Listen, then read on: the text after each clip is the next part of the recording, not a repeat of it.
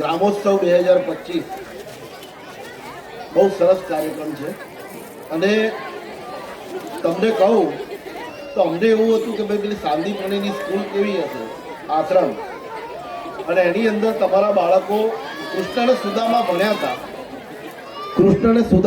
હતા.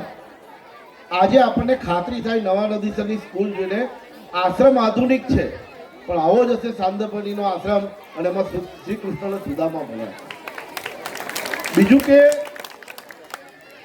આજે કોઈ સ્કૂલો સામે કોઈ જોતું નહીં હોય પણ અમે લાઈવ કરીએ આ પ્રોગ્રામ. હું ઘરે હતો ને ત્યાંથી લાઈવ કર્યો મારા મોબાઈલ પરથી. ઘણા લોકો જોવે છે. એટલે એક સામાન્ય ગામ તમે ગૂગલ પર એમાં મેપમાં જોશો તો છેલ્લું ઝૂમ કરશો ત્યારે એક ટપકું દેખાય નવા નદીસર. એ ટપકાને આખા વિશ્વની ફલક પર મૂકી દેવાનું કામ આ લોકોએ કર્યું.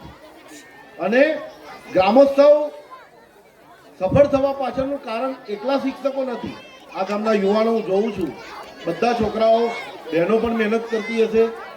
કઈથી કપડાં આવે, કેવી રીતે આ બધું થાય, બહુ અઘરો વિષય છે ભાઈ. શહેરની સ્કૂલોમાં આ બધું થતું નથી, આપણી સ્કૂલોમાં થાય એટલે બહુ મોટી વસ્તુ છે. અને બીજું, આપણને મજા ક્યારે આવે? આપણને મજા ક્યારે આવે? આપણે કોઈની સ્ટાઇલ મારીએ, અનુકરણ કરીએ. તો આપણું જોઈને નવા નદીસર જોઈને મોટી સ્કૂલો એના બધા આચાર્યો અને અધિકારીઓ અહીં આવે છે જોવા માટે કે હમણાં જેવું આપણે કરીએ તો આપણા માટે ગૌરવની વાત થઈ ને.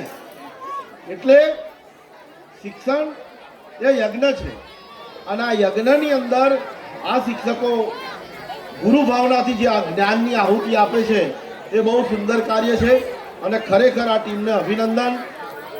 આ બધા તો કરશે જ કામ. આ બધા રિટાયર થાય પછી આવી સરસ ટીમો આવે ને વર્ષો સુધી આપણું નવા નદીસર પહેલા નંબર પર રહે અને આ સ્કૂલના શિક્ષકોને એવોર્ડ મળ્યા કરે એવી શુભકામનાઓ. બધાને ખબર છે ને કાલે એમને એવોર્ડ મળ્યો.